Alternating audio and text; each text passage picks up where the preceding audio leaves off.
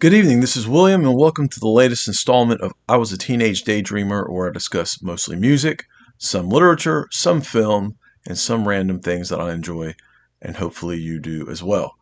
Tonight is going to be a ranking video, and this is one that was very difficult to do because, as with a lot of the artists I listen to, there are no bad albums.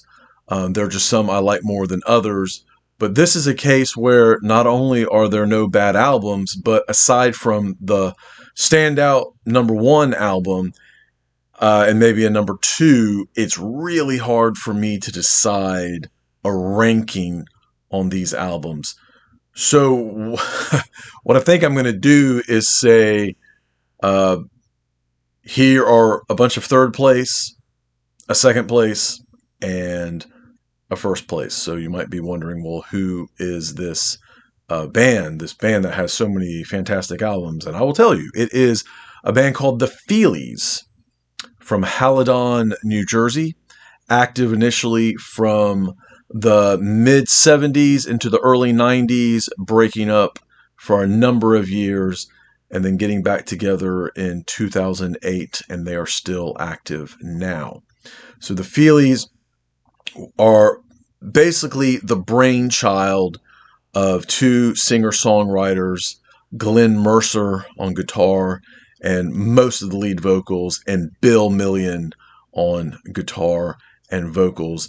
And they had one classic album as a four-piece, and then went on a hiatus for about 6 years, and then came back with the same two guys, Mercer and Million, and a different band behind them. And that has been the consistent lineup throughout the 80s into the 90s, and then also this reunion. So again, not familiar with the Feelies. They are not commercially successful in any capacity, and yet highly influential, especially on college rock type bands and jangle pop, REM particularly.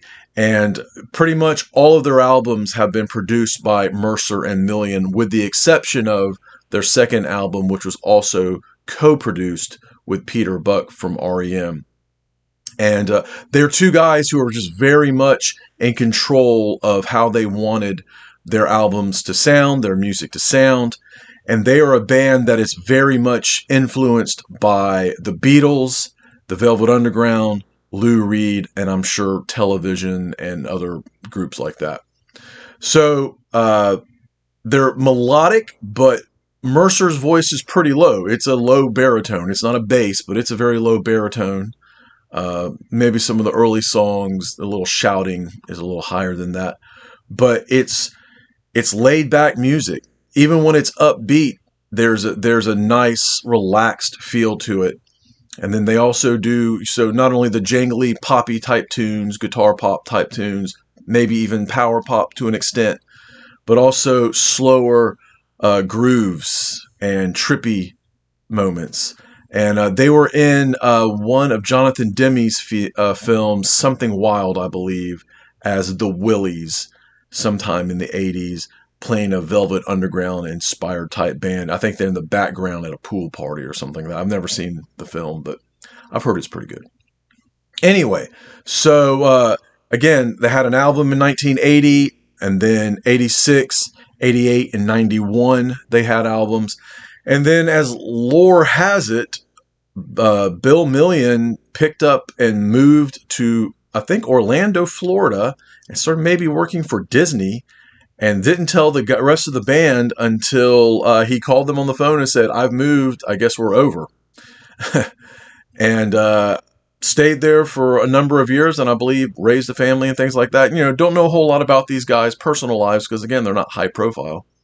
And then in 2008, they got back together for some shows and had albums again in 2011 and 2017. And they were still active even in their hiatuses, especially in the 80s. Lots of side projects like Wake Ulu and the Tripes and the Willies, and sometimes they just did cover songs, and sometimes they did originals and put out albums. Wake Ulu had 3 albums, I believe, all of which are very good. Glenn Mercer was a part of that. The Tripes had some albums. Their original drummer or early drummer, Anton Fear, went on to start the Golden Palominos. Another percussionist was in Luna for a while. Just some really cool stuff from these guys, and a very extensive catalog once you dig deep into them.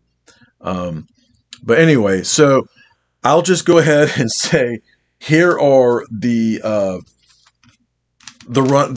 tied for third places, uh, and I'll go ahead in no particular order.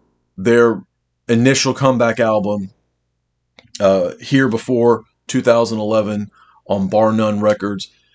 This is a 4.5 out of 10 album, all the way, all the way, all the way. And it's what's really nice about this one is it's the jangle feel that was more the latter day, but it does have some homages to a couple of songs on the early albums, just with some subtle guitar licks and some guitar runs and things like that. And you're like, oh man, I know where you're getting that from. A little shout out. And so another great one, another 4.5 out of 5 stars, uh, is the follow up 2017's In Between. Equally as good as the first one, the first reunion one. I, I, they're interchangeable. Seriously, they are. They're just if you like the Feelies back in the day, didn't know they were still out there, didn't know they'd done some stuff. If you've never heard the Feelies before, pick up either one of these albums. They're great. They're super great. Then we've got the number 3 and number 4. At one point, this would have been my last pick. Time for a Witness from 1991, and I was listening to these albums again, and this is the one I listened to the most. I spun it in the car for a full week because I was like, man, what a bunch of great songs. And but a lot of times they did covers. These two reunion albums don't have covers. They do Real Cool Time by the Stooges on this one. And the standout track for me on here is Invitation. So catchy, so great. But the title track, Time for a Witness, is great. Sooner or Later is great. For Now is great. And, you know, the Feelies, they're kind of like the Stooges in the sense that they don't use a lot of lyrics. I saw in a documentary about the Stooges, Iggy Pop saying that Soapy Sales, TV personality for kids back in the day, said, write me a postcard with 25 words or less. And Iggy liked the idea of trying to write songs that had minimal lyrics. And I feel like the Feelies have picked up on that a lot. There's a lot of repetition and things like that. Not very wordy. They're not telling stories that are drawn out. They're just more like soundscapes and vague ideas of what's going on. So 10 years ago, I'd have given this one maybe a 3.5. Right now, I'm giving it a 4.5. 4.5. And I'm giving all these 4.5 just because I'm going to give my number 1 a 5. This one right here, I almost said, well, we're going to have 2 in second place. And maybe I should. But 1988's, what is it called? Only Life. Only Life. So stinking good. And again, this is with the second lineup, the second solid lineup. And Deep Fascination is great. Higher Ground is great. Just a builder that goes and goes and goes, and it's got a nice jam out session at the end. And then they do What Goes On, Velvet Underground song, as last track. Really a fantastic album. And so number 2 is their number 2. So all these were tied for number 3. I called them 4.5 star albums. And this is a 4.5 star album too, but there's a few tracks on here that stand out a little bit more. And so this has the second lineup, Glenn Mercer, Bill Million, and then there's also Brenda Salter on bass and backing vocals, and Dave Weckerman on percussion, and Stan Dominski on drums. And Stan was so was Dave Weckerman in Wake Ulu, all these other bands as well. So this was a reissue for 2009. And it took a long time for these reissues to come out because there was arguing back and forth over the bonus tracks from these areas. And I believe it was Bill Million wanted to keep the integrity of the albums, which I totally agree, and not just stick a bunch of random songs at the end. There had been like the first album had Paint It Black tagged to the end of it. Ugh, it was terrible. Uh, but I think so what they ended up doing is back in the day of digital download when that was more prominent, you bought the album and then you got the little card you could digitally download the bonus tracks, which are mostly covers. And I'll get to more of that in a second. But the High Road is a standout. Slipping into Something, When Company Comes, just basically them strumming guitars and going whoa whoa, yeah, and it's just great. And then one of my favorite songs of all time, Let's Go. Three chords and the truth. G, C, and D, and it is so good. It's so amazing. It's so great. And you know, all of these albums here, they all subscribe to the latter period of their sound. Sometimes it's more acoustic, sometimes it's more electric. I mean, it's definitely jangly and picked out chords and more melodic and things like that. And then you've got the number one album, which is, of course, Crazy Rhythms from 1980. Bill Million, Glenn Mercer, Keith D'Annunzio on bass, and then the late great Anton Fier on drums and percussion. And they were kids. And you can look at it right here. They're babies right here. I want to say they were all still in high school when recording this. And again, these two guys right here in total control of how these songs are going to go down and how they're going to be recorded.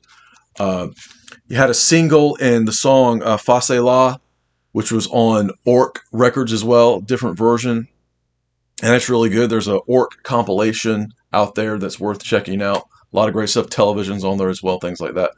But my friend Donnie Wigington from Birmingham, Alabama, introduced me to the Feelies and to Descendants when we were in high school. And this album blew me away. And it still blows me away. And it's called Crazy Rhythms. And, you know, that makes sense because it is all about rhythm. Yes, there are some more poppy songs and like Loveless Love and Original Love. And they do a wild, amazing version of Everybody's Got Something to Hide, except for me and my monkey. But most of the songs on here are all about rhythm. And the song Raised Eyebrows, basically the toms are the rhythm. And then the bass and the guitar all come in and they follow that. Wait, did I say the rhythm? I meant the melody. The rhythm is the melody in that song. And the rhythm carries everything on this album. And there are a lot of extended jams and workups and things like that, but they're not free form. They are calculated. They are precise. You know, the second lineup had an extra guy on percussion because there's a lot going on with percussive bits and banging on things here and there. Maybe when they're not playing the guitars and they're hitting something over there. It's amazing. These 9 tracks.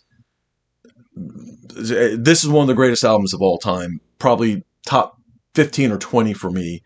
And anyway, they never sounded the same after this. They did one reunion show with this original lineup, I think like 83 or something like that.